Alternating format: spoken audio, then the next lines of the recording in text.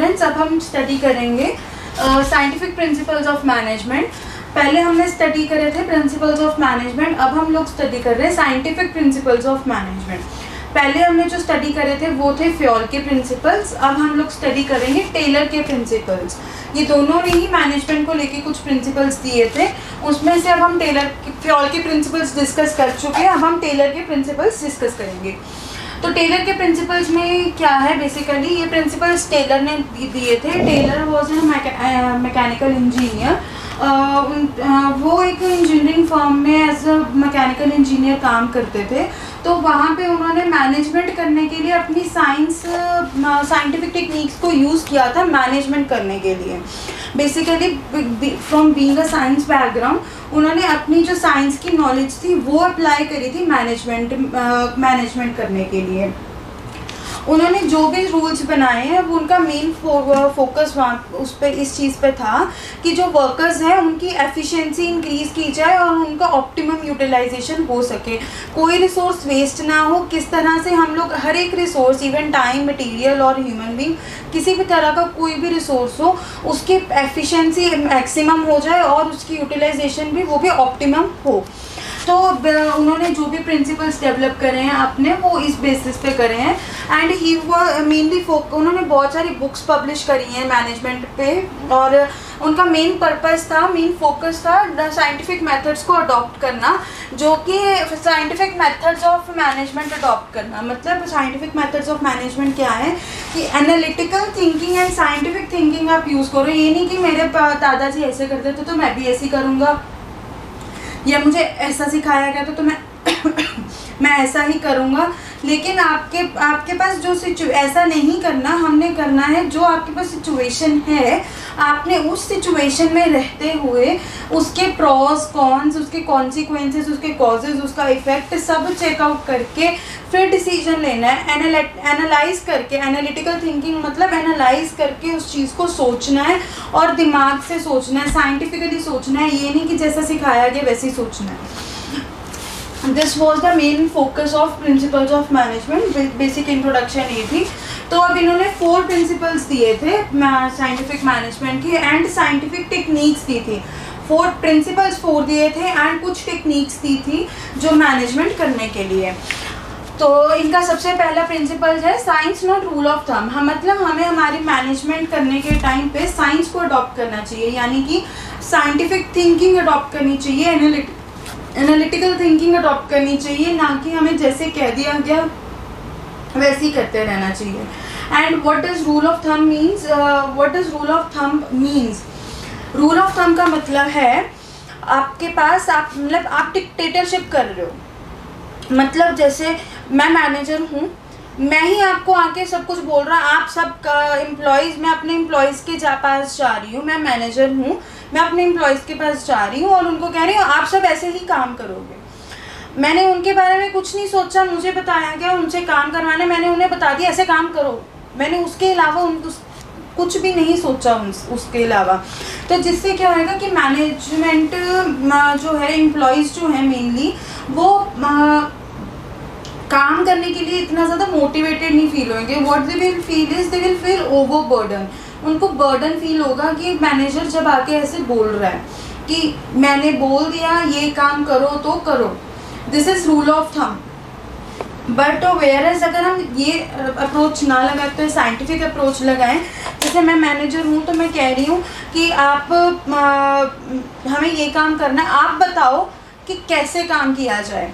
जब हमने ऐसे सोचा कि जब मैं वहाँ पे जाके अपने एम्प्लॉयज़ के आगे इस तरह से कन्फ्रंट करूँगी कि आप मुझे बताओ कि हम काम कैसे करें, तो उस टाइम पे क्या हो गया, बहुत सारे इनोवेटिव आइडियाज़ आएंगे हमारे पास।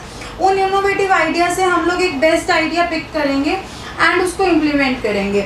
जब ऐसे होगा तो एम्प्लॉयज़ विल पार्टिसिपेट मोर और वो मोटिवेटेड भी फील होंगे, और जिसने जो आइडिया, क्योंकि जो आइडिया होगा वो उन्हीं का होगा और वो खुद ही ज़्यादा से ज़्यादा काम करेंगे एंड एफिशिएंसी के साथ काम करेंगे, जिससे क्या होगा, एफिशिएंसी इंक्रीज हो जाएगी उनकी। So what does this principle says? Use science for each and every element of management. Use science means अपनी सोच को यूज़ करो, ना कि अपने जो आपको पढ़ाया गया है या आपको करते आ रहे हो वैसे यूज़ करो, अपनी सोच को यूज़ करो मैनेज करने के लिए। डेवलप एनालिटिकल थिंकिंग, एक एनालिटिकल थिंकिंग, अपनी सोच इस तरह से डेवलप करो, अपने सोचने का नज़रिया तरीका इस तरह से करो कि आप सब चीज़ों को एनालाइज कर रहे हो। नेक्स्ट है manager should not use intuition, will और एक्सपीरियंस। मैनेजर्स जो है, नो डाउट मैनेजर्स का एक्सपीरियंस बहुत मैटर करता है, बट हमेशा अपने एक्सपीरियंस से ही वो जो उन्होंने अपने पास्ट एक्सपीरियंस में करा था वही चीज़ आज करते रहेंगे तो वो गलत है। जैसे मान लो कोई सोल्यूशन, कोई प्रॉब्लम अराइज हुई थी, कुछ प्रोडक्शन की प्रॉब्लम अराइज हुई थी, प्रोडक्शन रिलेटेड प्रॉब्लम पहले अराइज हुई थी कि प्रोडक्शन कम हो रही है। उस टाइम पे मैनेजर ने नंबर ऑफ वर्कर्स बढ़ाते हुए प्रोडक्शन को अचीव कर लिया था। तो उसके एक्सपीरियंस में क्या आया कि मैं अपने अगर प्रोडक्शन करनी है तो मैं अपने नंबर ऑफ वर्कर्स बढ़ा दूंगा तो प्रोडक्शन हो जाएगी।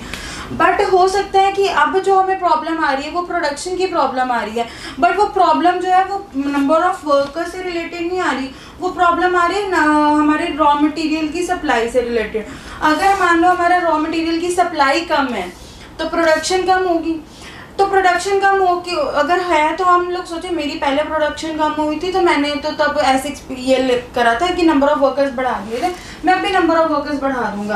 कैन यू थिंक कि अगर हमारे पास प्रॉब्लम, बेसिक प्रॉब्लम प्रोडक्शन की है, वो उसका रीज़न क्या है कि हमारे पास रॉ मटेरियल नहीं है, रॉ मटेरियल नहीं है, आप प्रोडक्ट उसके कारण प्रोडक्शन कम हो रही है, उसके ऊपर से आप नंबर ऑफ वर्कर्स और बढ़ा दोगे तो क्या रॉ मटेरियल की सप्लाई बढ़ जाएगी उससे?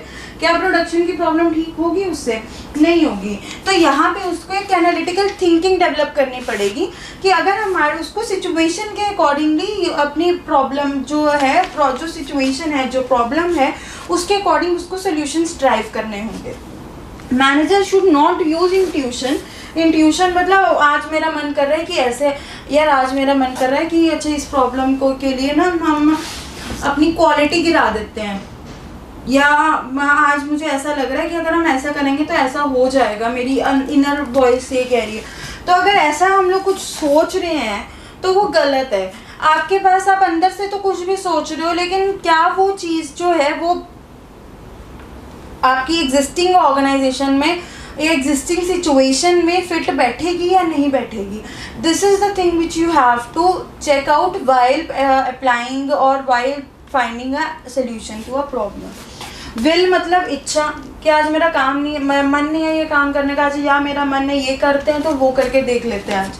और experience, I have already explain कि पहले जिस एक्सपीरियंस के साथ आपकी प्रॉब्लम जो सॉल्व हुई थी, हो सकता है कि उस एक्सपीरियंस के साथ वो प्रॉब्लम इस बार सॉल्व ना हो। नेक्स्ट है टेक एवरी डिसीजन साइंटिफिकली। मतलब अब जो आपने डिसीजन लेना है वो साइंटिफिकली लो, मतलब सोच के लो। बेसिकली इसमें यही है, use science not rule of thumb. Thumb आपका हमेशा like this is the thumb की पोजीशन फिक्स्ड रहती है, this can't be changed. That is the thing which he says कि don't use rule of thumb but use a analytical and scientific thinking. This was the main thought behind the first principle of scientific principles given by F.W. Taylor. So students, अब हमारा second principal है harmony not Discord. Harmony not Discord के principal के पीछे क्या mindset था हम वो डिस्कस करते हैं। हार्मनी का मतलब है कि एक दूसरे के साथ मिलके काम करना, शांति से काम करना, एक दूसरे को किचकिच नहीं करनी, एक दूसरे के साथ मिलके शांति से म्यूचुअल अंडरस्टैंडिंग के साथ काम करना। एंड डिस्कॉर्ड का मतलब है कि एक दूसरे के साथ लड़ाई झगड़ा करते रहना। So what does this principle से इज कि देखो, जब ये प्रिंसिपल बनाया गया था उसके पीछे ये माइंडसेट था कि जो वर्कर ग्रुप है, basically organisation is divided into two groups, worker group and management और मैनेजमेंट ग्रुप। तो व्हाट वर्कर ग्रुप को क्या लगता था कि मैनेजमेंट ग्रुप जो है वो उनके ऊपर, मतलब वर्कर्स के ऊपर बहुत सारा काम है, they are underpaid, they are overburdened and they totally exploit them। ये जो वर्कर्स हैं उनकी ये थिंकिंग होती है कि मैनेजमेंट सिर्फ हमें एक्सप्लॉइट करने के लिए है, वो टोटली हमारा फ़ायदा उठाएगी, हमें पैसे कम देते हैं, काम ज़्यादा हमारे से करवाया जाता है। वेयरएज जब हम मैनेजमेंट ग्रुप ये सोचता था कि workers are good for nothing, वो कुछ कर ही नहीं सकते हैं, वो उनके अंदर कोई काम करने की एबिलिटी है ही नहीं, बट ऐसा नहीं होता। ना ही मैनेजमेंट वर्कर्स को ज़्यादा बर्डन करती है, ना ही वर्कर्स जो है किसी काम के लिए ठीक नहीं है, ऐसा भी नहीं होता। वर्कर्स भी अपने अपने काम में एफिशिएंट होते हैं। सो अब तो ये प्रिंसिपल सुजेस्ट किया था F.W. टेलर ने। व्हाट ही सेड वाज कि हमें हमारी ऑर्गेनाइजेशन के अंदर एक हार्मोनियल इन्वायरमेंट बना के रखना चाहिए। हार्मोनियल इन्वायरमेंट मीन्स एक environment which has harmony in it, शांति हो जिसके अंदर, ठीक है। तो उसके अंदर मतलब सब जो जितने भी लोग काम कर रहे हैं, चाहे 2 वर्कर्स हैं, चाहे 2 मैनेजर्स हैं, या एक वर्कर एक मैनेजर, जैसे जो भी लोग काम कर रहे हैं वो म्यूचुअली काम करें। म्यूचुअल का मतलब होता है दोनों अपनी अपनी रजामंदी के साथ काम करें, एक ही चीज़ पे दोनों एग्री करें, तो दैट इज़ म्यूचुअल। तो दोनों के दोनों ग्रुप्स जो हैं वो म्यूचुअली काम करें। एंड इसके लिए प्लस ये म्यूचुअली काम करने के लिए उनको एक मेंटल रेवोल्यूशन लेके आना चाहिए। What does mental revolution means कि अब उनको अपना सोचने का तरीका बदल देना चाहिए। Mental revolution, mental word is used as सोचना। हम क्या कैसे सोचते हैं, हमारी मेंटल एबिलिटी क्या है, हम कैसे सोचते हैं। Revolution is the change. तो मैं बेसिकली हमें हमारे सोचने के तरीके में चेंज करना चाहिए। हमें एक पॉजिटिव थिंकिंग डेवलप करनी चाहिए। ये नहीं सोचना चाहिए, दूसरे को समझना चाहिए, दूसरे के और नेगेटिव नहीं सोचना चाहिए। जैसे कि हम जो वर्कर्स हैं वो ये ना सोचें कि जो एम्प्लॉयर्स हैं या मैनेजर्स हैं वो उनको ज़बरदस्ती काम दे रहे हैं और उनको जानबूझ के उनको कम पे किया जा रहा है। और वर्कर जो मैनेजर्स हैं वो ये ना सोचे कि वर्कर्स जो हैं वो they avoid themselves from work or something from such sort of situations, or they can't do anything, they're good for nothing। ऐसा भी कुछ वर्क मैनेजमेंट के माइंड में नहीं आना चाहिए। दोनों को ही एक दूसरे पे भरोसा रखते हुए काम करना चाहिए, पॉजिटिवली सोच के काम करना चाहिए, एक दूसरे के अगेंस्ट एक पॉजिटिव एटीट्यूड रखना चाहिए। So let us study what it says is everyone in the organisation should work in mutual. दोनों जो बंदे हैं, जो भी 2 ग्रुप्स जो है, management group and worker group, वो दोनों के दोनों म्यूचुअली काम करें। और manager should share gains with employees. जो मैनेजर है उनको अपने एम्प्लॉयज़ के साथ जो एक्स्ट्रा गेन्स वगैरह होते हैं वो उनके साथ शेयर करने चाहिए इन फॉर्म ऑफ बोनस और etcetera. Interest of workers and management is same. Basically दोनों को ही चाहिए क्या कि हमें वर्कर्स को होता है कि हम पैसा कमाएं, हमें ज़्यादा इनकम मिले, एंड मैनेजमेंट को होता है कि ऑर्गेनाइजेशन ज़्यादा प्रॉफिट करे। तो बेसिकली अगर देखा जाए इसको 2 पर्सपेक्टिव नहीं है, ये एक ही पर्सपेक्टिव है। अगर वर्कर्स अच्छे से काम करेंगे, प्रॉपरली एफिशिएंटली काम करेंगे, तो क्या होगा, ऑर्गेनाइजेशन अच्छा प्रोड्यूस करेगी, अच्छा अर्न करेगी। जब ऑर्गेनाइजेशन अच्छा अर्न करेगी तो अल्टीमेटली वर्कर्स के ऊपर ही आ जाएगा, वर्कर्स को ही दोबारा वो रिटर्न्स आ जाएंगे इन फॉर्म ऑफ बोनसेस और increased salaries, something like that. तो this is interest of workers and management is same. Mental revolution in management and workers should transform their thinking. Mental revolution जो ये word है mental revolution, इसके ऊपर आपको question ज़रूर आ सकता है, बहुत इंपॉर्टेंट है, इसके ऊपर कोई ना कोई क्वेश्चन ज़रूर स्ट्राइक कर सकते हैं वो। Mental revolution in management and workers, management group और वर्कर ग्रुप के बीच में हमेशा एक पॉजिटिव एटीट्यूड आना चाहिए, पॉजिटिव एटीट्यूड रहना चाहिए। वो उनकी सोचने का नज़रिया, उनकी सोचने की थिंकिंग एबिलिटी, सब कुछ को वो बदल दें, अब पॉजिटिवली दूसरे को लें। यूनिटी हार्मनी बिटवीन, यूनिटी और हार्मनी मतलब यूनिटी एक साथ, harmony Shanti between workers and management. जो वर्कर्स एंड मैनेजमेंट है उनके बीच में यूनिटी होनी चाहिए, ना कि वो एक दूसरे के राइवल्स हों। वो दोनों एक दूसरे के राइवल्स नहीं हैं, वो एक दूसरे के साथ हैं, they are united. Matching remunerations, so whatever remunerations the workers are getting should match with their work, that is जितना उनसे काम लिया जा रहा है तो उतनी उनको तनख्वाह भी दी जानी चाहिए। This was the principle of harmony, not discord. So third principle of scientific principles of management is cooperation, not individualism. Basically, this principle is the extension of the earlier one. What does this principle say is that every individual in the organization should cooperate with each other and think for the whole organization rather than thinking for himself only. So what does this principle says? First is saying that it is the extension of harmony, not discord. Welcome suggestions of employees, that management group should welcome the suggestions, should motivate the employees to participate in planning and should motivate them so that they can provide various suggestions for a particular problem and develop an analytical and a scientific thinking.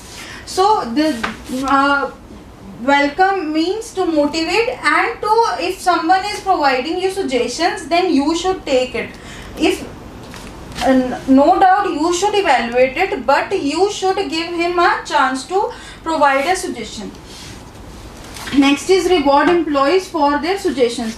अब जिसने जो अच्छी suggestion दी है उसको उसके बदले में reward भी मिलना चाहिए. Next is open communication, so that no need of trade unions. What does this principle say is कि कॉर्पोरेट, ऐसी कॉर्पोरेशन ऑर्गेनाइजेशन के अंदर होनी चाहिए कि दोनों लोग जो हैं उनके बीच में इतना ज़्यादा कम्युनिकेशन हो, इतना ज़्यादा वो आपस में बात करें कि उनको एक ट्रेड यूनियन बनाने की ज़रूरत ही ना पड़े. That means, what does it means कि मैनेजमेंट ग्रुप एंड वर्कर्स, ये दोनों आपस में इतना ज़्यादा इनके बीच में कम्युनिकेशन होना चाहिए कि वर्कर्स को बात करने के लिए ट्रेड यूनियंस की ज़रूरत ना पड़े. ये ऐसे एक दूसरे के साथ, what does it means, basically ये डायग्राम को अगर थोड़ा इम्प्रोवाइज किया जाए तो what does it means is management worker. देखो ये वाला प्रिंसिपल कहता है मैनेजमेंट एंड वर्कर्स जो हैं ये दोनों इस तरह से एक ऑर्गेनाइजेशन होनी चाहिए, ये एक होने चाहिए, एंड इनके बीच में कम्युनिकेशन बहुत होना चाहिए, ओपन होना चाहिए. they should feel free to talk to workers and workers should feel free to talk to management. Trade unions कब होती हैं? जब ये एक यूनिट ना होते हुए ये दो यूनिट होते हैं, यानी कि एक मैनेजमेंट और एक वर्कर्स. तो अब वर्कर्स का जो ये ग्रुप होता है इसको ट्रेड यूनियन कहा जाता है. ये होती है ट्रेड यूनियन. जब वर्कर्स जो हैं वो इकट्ठे हो जाके एक यूनियन बना लेते हैं, उसको कहा जाता है trade unions. And trade union का एक लीडर होता है जो कि इनका रिप्रेजेंटेटिव बनता है और मैनेजमेंट से बात करता है. तो ये प्रिंसिपल कहता है कि इतनी ज़्यादा ओपन कम्युनिकेशन होनी चाहिए कि there should be no need of, हाँ जी, तो ये प्रिंसिपल ये कहता है कि there should be no need of worker trade union, but there should be an open communication between both the groups. Equal distribution of work and responsibility between workers and managers. What does this principle say is कि जो responsibilities हैं, that basically ये दो points जो इकट्ठे हैं, equal distribution of workers and responsibility between workers and management. That is, management should work side by side with workers. Workers को ये नहीं लगना चाहिए कि ये हमारे को ऑर्डर देते हैं, वर्कर्स को ये लगना चाहिए कि ये हमारे साथ ही काम करते हैं. उनको ऐसा फील नहीं होना चाहिए कि ये हमारे सुपीरियर हैं. सुपीरियर नहीं हम कहेंगे कि ये तो ऊपर वाले लोग हैं या टॉप लेवल हमारे से हायर अथॉरिटीज़ हैं, ये तो सिर्फ हमें ऑर्डर ही देने आई हैं, ये काम को कुछ नहीं करती हैं. वर्कर्स को कभी भी ऐसा फील नहीं होना चाहिए, बल्कि वर्कर्स और मैनेजर दोनों ही काम करते हैं, दोनों का काम डिफरेंट है, तो क्यों ना ये दोनों जने दोनों ही एक दूसरे के लिए काम करते हैं. मैनेजमेंट अपना काम क्या, मैनेजमेंट का क्या काम है, बेसिकली वर्कर्स के लिए काम, वो सुन के प्लानिंग एंड ऑल का काम सारा वो किसके लिए करते हैं, वर्कर्स के लिए करते हैं. एंड वर्कर्स जो है बेसिकली एग्जीक्यूशन का काम किसके लिए करते हैं, मैनेजमेंट के लिए करते हैं. तो what does this means is कि दोनों जने काम तो करते हैं और काम भी एक दूसरे के लिए करते हैं. तो काम अलग अलग ना करते हुए ये ना दिखाया जाए कि हम कुछ काम नहीं करते, काम दोनों साथ मिलके साथ साथ करें, जिससे क्या होगा, उनको लगेगा कि हाँ वो हमारे लिए हैं, काम कर रहे हैं, दोनों को ये फील होगा कि yes they are working for us only. So this is the main motive of cooperation, not individualism. So this was your third principle. Now fourth and the last principle is the development of workers to their greatest efficiency and prosperity.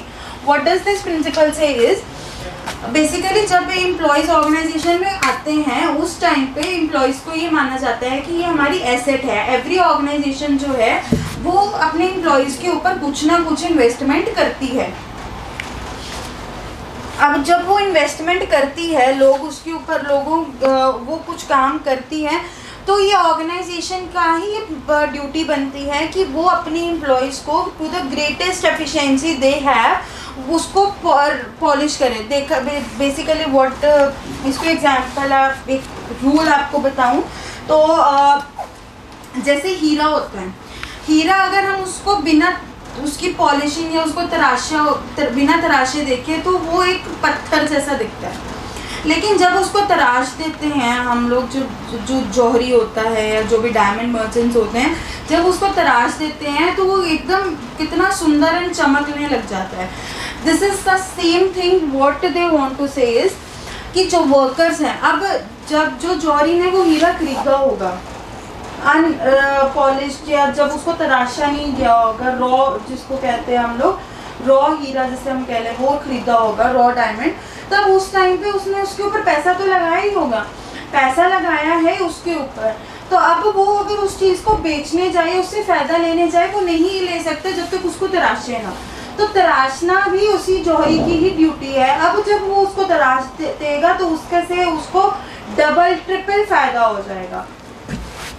Basically ये भी यही कहते हैं कि जब employees आपकी organisation में आते हैं, आपने पैसा तो लगाया होता है उनके ऊपर, तो वो एम्प्लॉयज़ को क्यों ना हम लोग, what Taylor was of the point, कि क्यों ना हम उनको तराश के उनको उनकी काबिलियत तक तराशा जाए, जितनी उनकी काबिलियत है उनको वहाँ तक पहुँचाया जाए, उनकी efficiency to the highest extent करी जाए कि वो सबसे ज़्यादा एफिशिएंट हो जाए. अपने आप में वो पूरे एफिशिएंट हो, अपना 110% वो काम में दे सके, इतने ज़्यादा वो एफिशिएंट होने चाहिए. सो अब एफिशिएंसी कैसे आएगी और प्रॉस्पेरिटी कैसे आएगी, जब वो उनको प्रॉपर ट्रेनिंग दी जाएगी, प्रॉपर उनको काम सिखाया जाएगा और प्रॉपर वो स्पेशलाइजेशन गेन करेंगे. तो व्हाट डज दिस प्रिंसिपल से is provide worker training is essential. जो वर्कर्स हैं उनको ट्रेनिंग देना बहुत ज़्यादा ज़रूरी है. Workforce should be selected scientifically. Before selecting the workforce, ये नहीं कि ये बंदा मुझे अच्छा लग रहा है, आज ये बहुत अच्छे से ड्रेसअप है. फॉर एग्जाम्पल कोई इंटरव्यू देने आया है, वो बहुत अच्छे से ड्रेसअप होके आया है, आपको उसकी पर्सनालिटी बहुत अच्छी लगी, लेकिन उसका काम या उसकी जो एफिशिएंसी थी, आपको जो कैपेबिलिटी है, जो चाहिए था आपको अपने एक एम्प्लॉय के अंदर, वो कुछ भी नहीं था. तो आप उसको वैसे रख नहीं लोगे कि हाँ ये बड़ा सुंदर, इसकी पर्सनालिटी बहुत है, आप उसको रख लोगे. नहीं, आप ऐसा नहीं करोगे. आप अपनी जो वर्कफोर्स है उसको साइंटिफिकली, दैट मीन्स उसको बड़े ध्यान से चूज़ करोगे. बिकॉज हर एक वर्कफोर्स में, मतलब हर एक पर्सन को एम्प्लॉय करते टाइम बहुत सारी चीज़ें और बहुत सारा टाइम, बहुत सारा रिसोर्सेज, बहुत सारा पैसा लगा होता है एक एम्प्लॉय को चूज़ करने टाइम. और अगर वो एम्प्लॉय जो है वो गलत रिक्रूट या सिलेक्ट किया गया है तो उससे नुकसान ऑर्गेनाइजेशन को ही होता है. तो this is that is why it is said कि प्रॉपर प्रोसीजर जो है सिलेक्शन का, रिक्रूटमेंट एंड सिलेक्शन का, वो फॉलो करते हुए हमें अपने ऑर्गेनाइजेशन की वर्कफोर्स को सिलेक्ट करना चाहिए. नेक्स्ट इज, अब जो वर्कफोर्स तो सिलेक्ट होगी, उनको ट्रेन भी कर दिया, अब उनको जो काम दिया जाना चाहिए वो भी उनकी काबिलियत के अनुसार ही काम दिया जाना चाहिए. फॉर एग्जाम्पल, आप एक होटल में हैं और आपके पास एक कुक है और एक रिसेप्शनिस्ट है. अब उसका कुक का क्या काम है कि वो खाना, शेफ़ है, शेफ़ जिसे हम कहते हैं, वो शेफ़ जो है वो खाना बहुत अच्छा बनाएगा. उसकी कैपेबिलिटी क्या है कि वो कुकिंग बहुत अच्छी करेगा. एंड वेयर इज रिसेप्शनिस्ट की कैपेबिलिटी क्या है, वो गेस्ट के साथ एंड अदर पर्सन्स के साथ बहुत अच्छे से डील करेगी, होटल को प्रॉपरली मैनेज करेगी. तो ये उनकी कैपेबिलिटीज़ हैं। लेकिन अगर आप कुक को रिसेप्शन पे यानी शेफ़ को रिसेप्शन पे और रिसेप्शनिस्ट को किचन में भेज दोगे तो क्या होगा, ना खाना बनेगा ना होटल मैनेज होगा। तो दैट इज़ वाई जो काम जिसको असाइन किया जाना चाहिए वो उसकी कैपेबिलिटीज़ के अकॉर्डिंगली ही किया जाना चाहिए। दिस वॉज, अगर वो उनकी कैपेबिलिटीज़ के अकॉर्डिंगली होगा तो वो ज़्यादा एफिशिएंसी से काम कर सकेंगे, अपने काम में वो बहुत ज़्यादा एफिशिएंट हो जाएंगे और वो उनके अंदर एक प्रॉस्पेरिटी की फीलिंग, एक कंप्लीटनेस, फुलफिलनेस की फीलिंग, अकम्प्लिशनेस की फीलिंग उनके अंदर आ जाएगी। This was the four scientific principles of management given by F.W. Taylor. Next is the scientific techniques which are again given by Taylor. These techniques are used for managing are basically management techniques, scientific techniques of management, which is suggested by F.W. Taylor, that is to be used by every sort of organization for managing the things.